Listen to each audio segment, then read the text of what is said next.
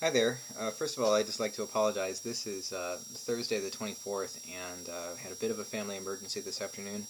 Went home about 4 hours earlier than I'd expected to, which meant that pushed back the recording of this video, even though I had most of it written, most of the lecture written. So I apologize. My normal practice will be to post these in the morning, if not the early afternoon. I understand that some of you see this whenever you can rather than on a set schedule anyway, but still I'd like to give it the option of seeing it whenever it's most convenient for you rather than whenever I upload it. So I'm aware of that problem, and so apologize to anyone that this is inconvenienced by posting it so late. I don't really think that what is contained within this lecture is essential to complete the Defining the Genre exercise. My hope is that you will still take a look at it before you complete your final revisions, and you'll see at the end I do wish you luck on that, but please let me know if it is helpful for completing it, because that will be helpful information anyway. So today what we're doing is I'm going to continue with our conversations about poetic genre and how knowing a little bit more about the different types and categories of poetry that are out there can help you read the next poem that you pick up, whatever it might turn out to be. Okay, so I'll be talking a little bit about cognitive science, which might seem a little strange to you, but it is true that even in the discipline of English, we try to keep track of what other disciplines are doing, in this case, cognitive science. So there it is. Right. On Tuesday, I mentioned that the vast majority of poems that we'll be reading in this course will be lyrics. So in a sense, I probably should have called the class, visual lyric poetry rather than just visual poetry. It might also be worth noting that the popularity and prevalence of lyrics over time has gone up and down. It fluctuates. As I mentioned, the epic is an ancient poetic genre that is written nowadays mostly by poets wishing to demonstrate that they're up to the challenge of writing epic, rather than because there's some rabid fan base of epic readers out there who are constantly demanding more.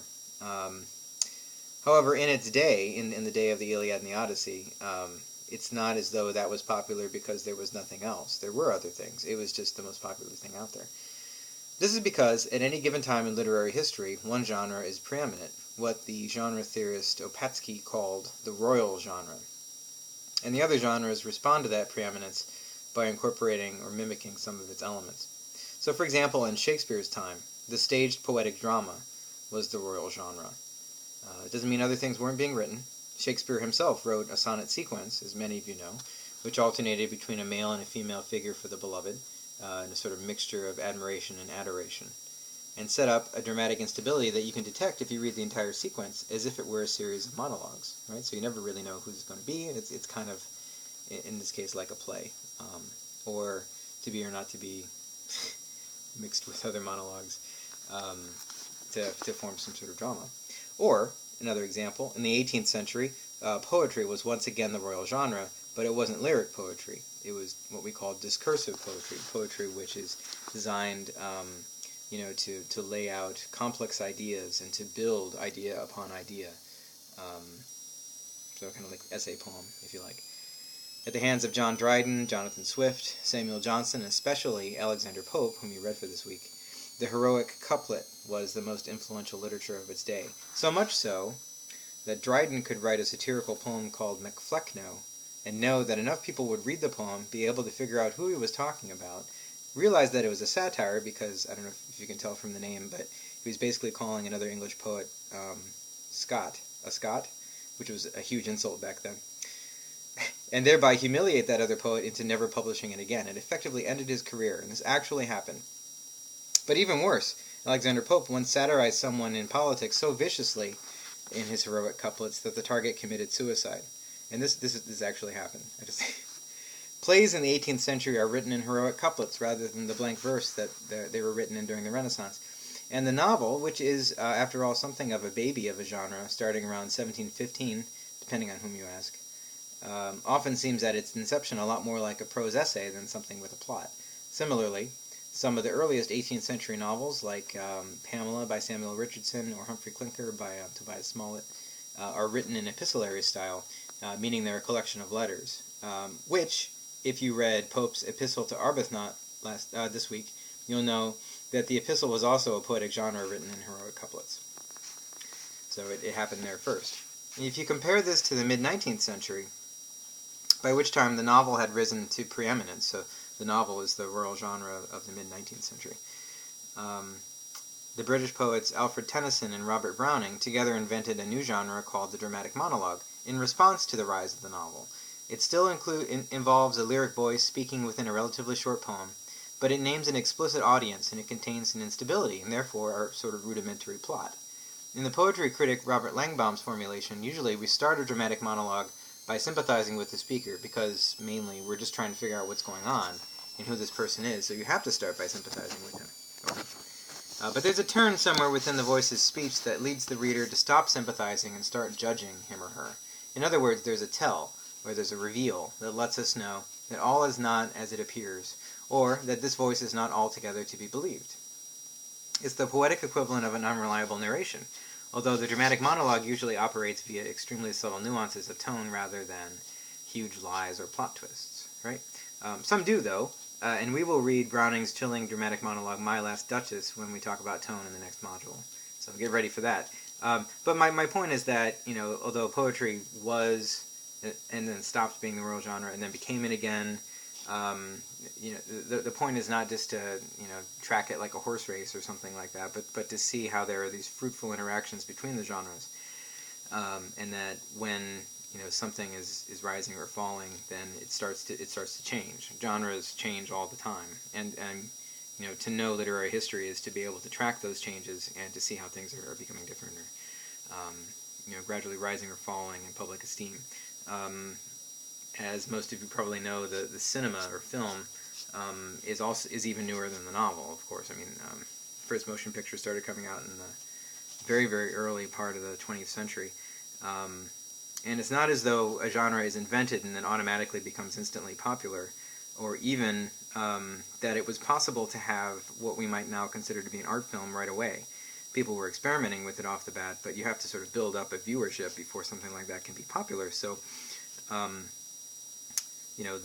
the novel was still the royal genre in the early 20th century. Film only really starts taking off in the 50s or 60s, and it's at that point that you start to see within novels depictions of films or something that looks like a cinematic experience within the novel. It's really quite interesting when you think about it. Nowadays, I might say that TV shows like The Sopranos or The Wire on HBO, or I suppose like Homeland or something like that, like the really good TV shows are becoming the royal genre, and the film is starting to take a second place. But that's just my opinion. Okay. So just to review, anytime you start to read any poem, you're encountering a mind for the first time, a bit like being introduced to somebody you've never met before on the street. Your first task is to figure out who is talking and what they are talking about.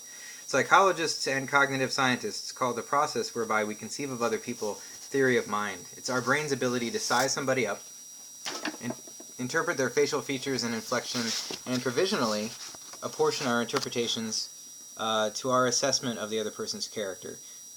So in other words, if I meet you on the street for the first time, I don't know who you are, we will start talking. I will make some initial assumptions about you. Right? They may or may not be correct. It's just what we do. Some of us are better at doing this right away, at handling the first impression. Some of us, after all, too, are better at conveying our true self right at the first in the first instance. Some of us are more reserved and keep that. Save that for later until we know somebody better. So, these are some of the reasons why some of us have varying talents in terms of sizing the other up. As we keep talking, I will adjust my initial assumptions based on how well my temporary model of your character matches your behavior as time keeps progressing. So, interestingly, as I mentioned in an email to Michelle a few days ago, this is exactly the sort of process that people with Asperger's syndrome cannot accomplish. It's one of the many conditions that fall within the autism spectrum of disorders. They just can't do it. Although they're often quite intelligent people with Asperger's cannot interpret other people's emotional states. And so instead of being able to figure out based on looking at someone or hearing their voice change in inflection, what they are reduced to doing is like memorizing facial features, and then like using their memorized pictures of what someone who looks angry looks like, or someone who is sad looks like. Just as you or I might make up flashcards to memorize unfamiliar concepts, right? They have to do that instead.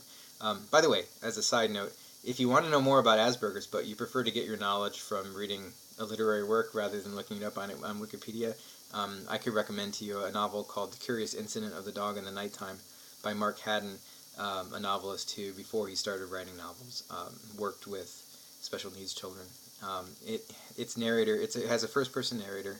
I wouldn't call him an unreliable narrator, although because this particular teenager has Asperger's, some of the interpretations and assessments that he makes are often wrong. It's a fascinating book, and you could do wrong. You could do worse, certainly, by trying to get your definition of Asperger's from that book. Anyway, when we read a poem, we have to develop a theory of the mind that we are meeting. Except, unlike my example above, when I meet you on the street, I can't see your face.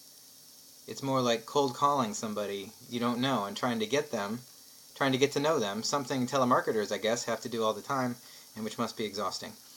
Except we can't hear the voice of the poem speaker either. So it's much more like reading an email, except without all the bubbly emoticons, and so forth, right? We don't even have those. You just have a text. So I've gone through this sort of elaborate metaphor of what it's like to try to get to know the voice speaking to you from a poem, except it's not really speaking, because I want to convince you that you probably already have practice with getting to know somebody, and also to remind you of three related things. One, your assessment of the mind behind the voice of a poem is an evolving and provisional thing. Okay? If you change your mind about a speaker midway through the poem, or even many times during a poem, this is equivalent to having a long conversation with a real person, right? I mean, I may think you're this person, but then you tell me a few other things, and then I'm like, oh, you're not really the person I thought you were. This is a normal thing, though, right? It is not something, it is realistic. It is realism. It is a verisimilitude to be treasured rather than to be frustrated by or infuriated by, right? So that's number one. Two, although reading a poem is harder than introducing yourself to someone you can see and hear, you actually have it easier than that momentary first encounter because you can always reread the poem. It doesn't happen in real time. You have a chance to puzzle it through and to test your provisional assessments against what it is when you have all the evidence. Provided you are willing to reread it with an open mind. That's key, right? So if it's one of those things where you get frustrated and then you reread it and you're still frustrated and you're like, oh, I hate this, then it's not going to work for you. But if you keep going back at it with an open mind and saying, well, what is the evidence that I have here? Who is this person? How can I match up this thing down here with this thing up here and make it work out, right? And then three, because your theory of mind is provisional, you have to take into account when and where within the poem the speaker is conveying images and figures, okay? You can't just like put them all together, jumble them up as if they didn't appear within some sort of sequence, right? It's only by convention that the lyric poem has everything happen within one instant. It's probably more appropriate to say the emotion that is being conveyed by the speaker is constant throughout the poem, right? But that poem gets relayed in varying degrees of length. So if something is 10 lines long, it's probably pretty easy to see that can be like one single instant. But if it's 150 lines long, even if we then, put it all together and sum it up and say this happened in one instant, it still takes a while to have all that data be relayed to you. You have to work through it. So, especially if you're attending to the emotional tone of a speaker, you have to pay attention to what has been said before a given point in the text and how the situation behind the utterance conditions how we should receive its language. Okay? In other words, if you were only to look at diction within a poem and note that the words in the poem seemed, when stripped out of context, to conjure some given emotion, without paying attention to the possibility that the form and content of the poem might trigger an altogether different reading, then you risk misreading the text. For example, how do you know if you're not looking to the situation and what you know about the speaker? I mean, maybe it's ironic. It would be the complete opposite. If you're only looking at words and saying, well, these words seem sad to me, right? And then you miss the fact that it's ironic, and so it's actually quite an optimistic poem. You just have to pay attention to all the evidence that's there. And certainly, the best reading is going to be the one that takes into account all evidence within a text, rather than one that only works for a few very select, maybe cherry-picked data points. Okay? All right. That's those are my 3 points that I wanted to remind you of. genre is going to be your friend in this process because it's like a third force, or somebody else on the street who is introducing you to another person, right? Jason, you don't know person from English 215, but here are a few things that I can tell you about him or her in order to ease the introduction. If I'm reading a voice that is speaking to me from something that is recognizably a sonnet, for example, which is one of the poetic genres, then I can know before I even start to read the poem that other voices in the past have used the sonnet as a vehicle to express their love.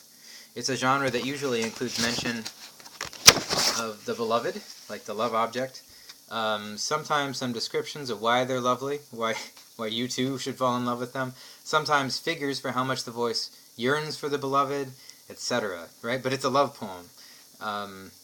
There are different types of sonnets, of course. There's a Shakespearean sonnet that has the three quatrains, 4 lines, A, B, A, B, C, D, C, D, E, F, E, F, and then a couplet at the end. That's the Shakespearean, or sometimes called the English sonnet. There's also the Petrarchan sonnet, which was invented by a guy named Petrarch, and that has an octet and a sestet, so 8 lines of alternating A, B, A, B, A, B, A, B, A, B. Anyway, and then a sestet, and there's usually a turn, something called a volta, if you like, where the mood changes or shifts. There's a proposition in the octet, and then a different proposition in the sestet, that kind of thing. But there's still, both of those are going to be love poems by convention. And that helps. It helps to know that this person that is coming up to you wants to tell you about love, even before they start talking. If you knew that, that would help with your provisional assessments of who they are and what they want. Another genre, there's this thing called the Elegy, which is usually an extremely sad poem. Even before I read an elegy, if I know it is one, right? If I know how to size something up even before I start reading it, or if someone tells me it's an elegy, then I can know, because other elegiac voices in the past have been this way, that it's probably going to be expressing grief and loss, usually for a specific person. And there are several things I should expect over the course of the poem. I should expect a dirge, sometimes called a threnody, which is so-and-so is dead and I am really pissed off about it. You don't even know how angry I am about this death, until you start reading. You should expect to have an explanation of why they deserve to live or how much they meant to the individual who's speaking. You should have a sort of ceremonial laying of flowers on the casket, and partly this because the elegy is a really ancient genre, having something to do with ancient fertility rites in ancient Greece. So the flowers are there to make sure something grows in the next season on the beloved, or on the departed. And then there's usually an apotheosis section at the end in which the speaker imagines how awesome the afterlife is going to be for the departed. Don't worry, so-and-so is frolicking in the afterlife, that kind of thing. It's not going to, it's kind of like if you've heard of Kubler-Ross and the sort of stages of grief, there would be denial, and that would be the dirge. And eventually there would be acceptance at the end. Okay, I can't do anything about it. I'm going to deal with it somehow. My way of dealing is just to say, maybe the person is happy now, right? And those are things that you can expect, and you either see those expectations getting fulfilled, or you have to adjust when you see them not being fulfilled. It's not to suggest that the more you know about genre, the less you have to pay attention to the voice of the poem. No, far from it. It just suggests that it's a little bit easier to get to know the person if you know where they're coming from, or who they're, what groups they belong to, or why they've come to talk to you in the first place. So if you have this little introduction by the genre, then it helps. Some poems operate powerfully by conjuring, and in some cases countermanding, your expectations for what those genres should do. A light-hearted elegy, for example, would be perverse indeed, because you're expecting it to be about death, right? And if they're really, flippant about the departed, then you would be appalled, right? But it's even more appalling if you know a lot about elegies, in which case it would be throwing your expectations back in your face, right? In quite an unseemly way. We don't do that about recently dead people. We don't. So I have 2 screencasts that are connected to the email that I'm sending this lecture out in. And they're designed to demonstrate how, if you know more about a genre that you suspect the poem belongs to, you can recognize certain gestures by the mind speaking from the poem toward its audience. So please take a look at those now. Also remember to expect an email from me soon announcing the description and schedule of the second module, especially in terms of the due dates. And keep in mind that Module 2 is going to be much more like 3, 4, and 5 than like Module 1, which was just designed to get you to know each other, just to start to get to know each other and to become familiar with what to expect from an online class like this one. Also remember that the Defining the Genre assignment is due before the end of the day on Thursday. So hopefully that has been going well, and there haven't been too many technological hiccups, let's call it. So thank you very much, and stay tuned for more lectures in this thrilling series.